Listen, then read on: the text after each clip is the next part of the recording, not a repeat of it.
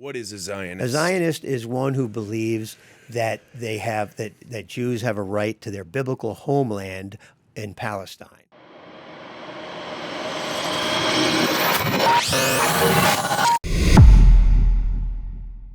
You talked about George Washington saying we need to avoid passionate attachments.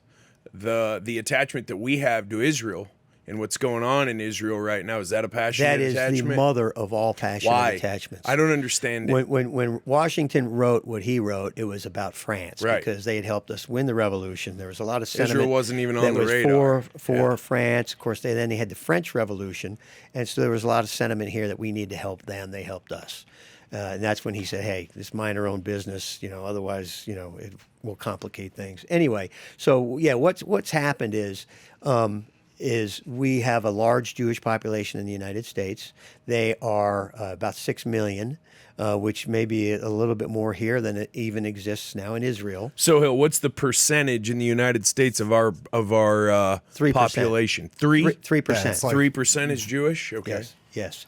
And while not all Jews are Zionists, a significant portion of them are. What is a Zionist? A Zionist is one who believes that that Jews have a right to their biblical homeland in Palestine, and actually Eretz Israel, which many are committed, like the settler movement, are committed to recreating. They want to recreate biblical Israel, and it's in Genesis 15:18.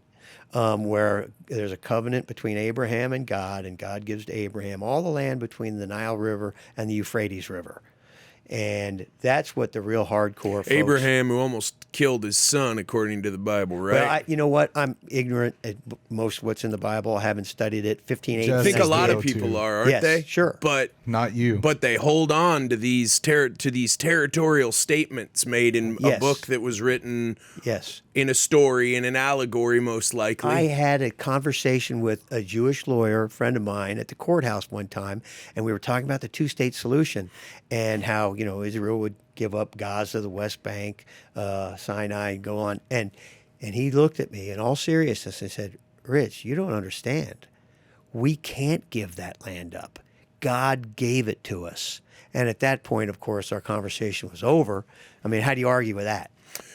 I struggle greatly with the chosen people, God's chosen people. God gave you a piece of dirt. Just personally, I'm just like, let's settle it down. We're killing people over something that got written on a page, however long ago.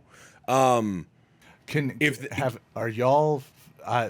Finish your thought, Jess. Well, if they believe that that's theirs, and they're not going to bend, then what we've seen for my entire lifetime is just going to continue for my children's entire lifetime. Just unrest. That's exactly right. And we've got Hezbollah in the south, Hamas in the north, or vice versa. I'm no pro at this. I'm just a redneck. Hezbollah is Lebanon. Hamas is on Gaza. And they're both involved. So one's getting all the blame right now, but they're both involved. Well, they're all Arab. Okay, and so they have a kinship.